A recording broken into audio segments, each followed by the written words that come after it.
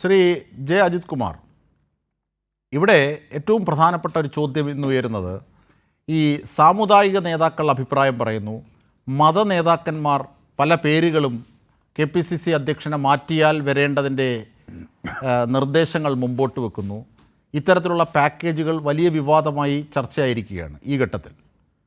സുധാകരൻ ഇതൊന്നും അംഗീകരിക്കുന്നില്ല എങ്കിൽ പോലും എന്താണ് KPCC അധ്യക്ഷനെ, കോൺഗ്രസിനെ പോലെ ഒരു മതേതര പാർട്ടിക്ക് KPCC അധ്യക്ഷനെ നിശ്ചയിക്കുന്നതിൽ ഈ മത നേതാക്കന്മാർക്കും സാമുദായിക നേതാക്കന്മാർക്കുമൊക്കെയുള്ള റോൾ എന്താണ്?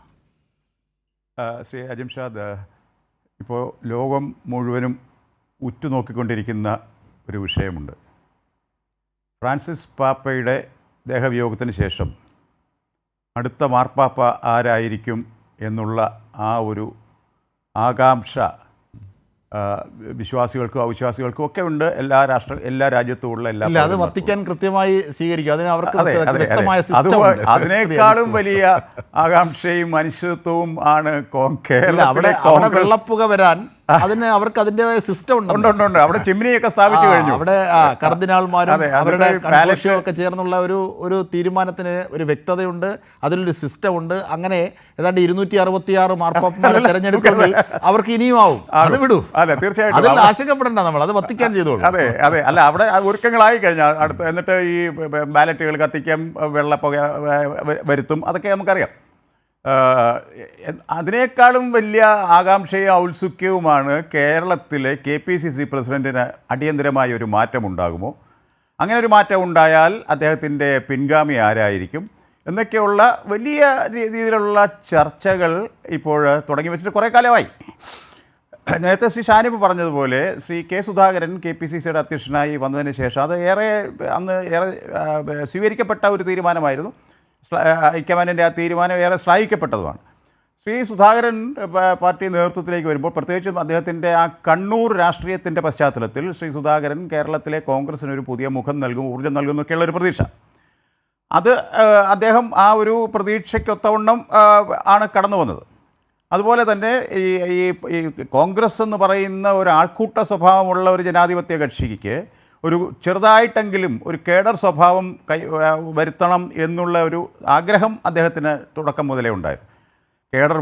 ഫുൾ കേഡറായില്ലെങ്കിലും ഒരു സെമി കേഡർ സ്വഭാവത്തിലെങ്കിലും കോൺഗ്രസ് പ്രവർത്തിക്കണം എന്നുള്ള ആ ആഗ്രഹം, അത് പക്ഷേ ഫലവത്തായില്ല എന്നുള്ളത് നമ്മൾ തുറന്ന് സമ്മതിക്കേണ്ട ഒരു യാഥാർത്ഥ്യമാണ്. അതിപ്പോൾ അദ്ദേഹത്തിൻ്റെ കുറ്റമല്ല, കോൺഗ്രസിൻ്റെ പൊതു സ്വഭാവം തന്നെ അതാണ്. അതുകൊണ്ട് തന്നെയാണല്ലോ ശ്രീ അജിംഷാദ് പറഞ്ഞതുപോലെ സാമുദായിക നേതാക്കന്മാർ ആവശ്യത്തിലും അനാവശ്യമായിട്ടും ഒക്കെ ഇങ്ങനെയുള്ള കാര്യങ്ങളിൽ ഇടപെടുന്നു. മറ്റേതെങ്കിലും രാഷ്ട്രീയ പാർട്ടിയുടെ സംസ്ഥാന നേതൃത്വം അല്ലെങ്കിൽ ദേശീയ നേതൃത്വം ഇന്ന സമുദായക്കാരനായിരിക്കണമെന്ന് ആവശ്യപ്പെടാൻ ഏതെങ്കിലും നേതാവ് തയ്യാറാവുന്നുണ്ടോ? ഇവിടെ ശ്രീ അജിത് കുമാർ, ഇവിടെ ഷാനിബ് സൂചിപ്പിച്ചതുപോലെ അദ്ദേഹം അവരുടെ പാർട്ടി പ്രസിഡന്റ് ആയതിനു ശേഷം കൃത്യമായ ചില നയപരിപാടികൾ, അതിൽ അധിഷ്ഠിതമായുള്ള ചില പ്രക്രിയകളൊക്കെ നടത്തിയിരുന്നു. താങ്കളിപ്പോൾ പറഞ്ഞതുപോലെ ഒരു സെമി കേഡർ, അത് പൊളിച്ചത് ആരാണ് അതിന് ഉത്തരവാദി? അല്ല, ഇപ്പോൾ എന്നെ ഒരു കോൺഗ്രസ് സഹയാത്രി എന്നങ്ങ് വിശേഷിപ്പിച്ചല്ലോ മാധ്യമപ്രവർത്തകൻ എന്നുള്ളത് സന്തോഷം. പക്ഷേ എങ്കിൽ പോലും അങ്ങനെ കോൺഗ്രസ്സിലെ നടക്കുന്ന എല്ലാ കാര്യങ്ങളെയും അല്ലെങ്കിൽ നേതൃത്വം എടുക്കുന്ന എല്ലാ തീരുമാനങ്ങളെയും അനുകൂലിക്കേണ്ടതിൻ്റെ ബാധ്യതയൊന്നും എനിക്കില്ല എന്ന് തുറന്നു പറയട്ടെ.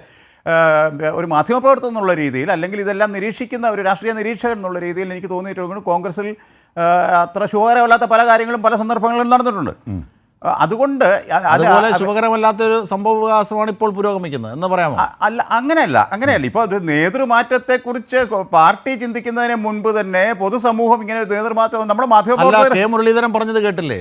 അങ്ങനെ ആരും ആവശ്യപ്പെട്ടിട്ടില്ല എന്നാണ് ശ്രീ മുരളീധരൻ പറഞ്ഞത്. ശ്രീ സുധാകരനെ മാറ്റണമെന്ന് ഞങ്ങൾ ആരും ആവശ്യപ്പെട്ടിട്ടില്ല എന്നാണ് ഇപ്പോൾ ശ്രീ K. മുരളീധരൻ. പക്ഷേ അതിനേക്കാൾ ഗുരുതരമായ ഒരു ആരോപണമുണ്ട്.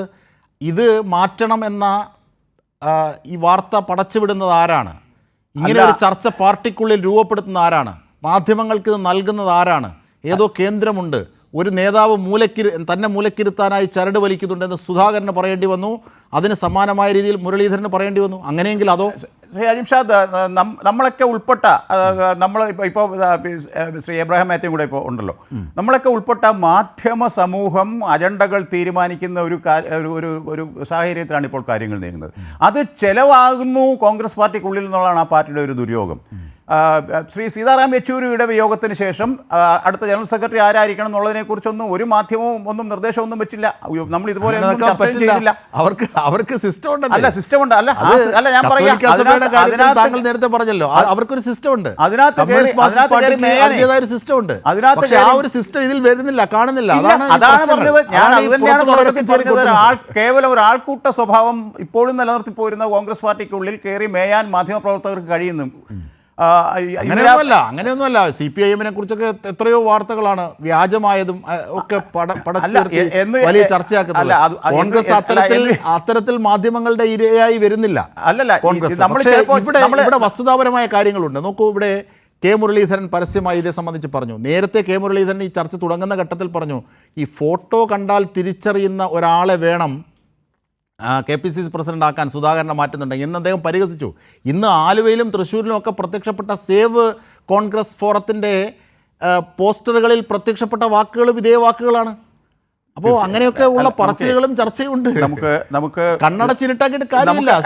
കാരണം ഇതൊരു ജനാധിപത്യ പാർട്ടിയാണല്ലോ, നമ്മൾ ചർച്ച ചെയ്യാം. തുറന്ന് സമ്മതിക്കേണ്ടതായ ചില കാര്യങ്ങളുണ്ടല്ലോ ശ്രീ അജിംഷാദ്. ഈ കോൺഗ്രസിനകത്ത് എല്ലാവർക്കും അഭിപ്രായ സ്വാതന്ത്ര്യമുണ്ട്, എല്ലാവരും വ്യക്താക്കളാണ്. ഓരോ ജില്ലയിലും പിന്നെ സംസ്ഥാനതല നേതാക്കൾ ഏത് ജില്ലയിൽ പോയാലും അവിടെ മാധ്യമങ്ങളെ കാണുന്നു, അല്ലെങ്കിൽ നമുക്കറിയാം ചാനലുകൾക്ക് ബൈറ്റ് കൊടുക്കുന്നു. അപ്പോൾ അവരുടെ അഭിപ്രായങ്ങൾ പറയുന്നു. ആ അഭിപ്രായങ്ങൾ ഒരു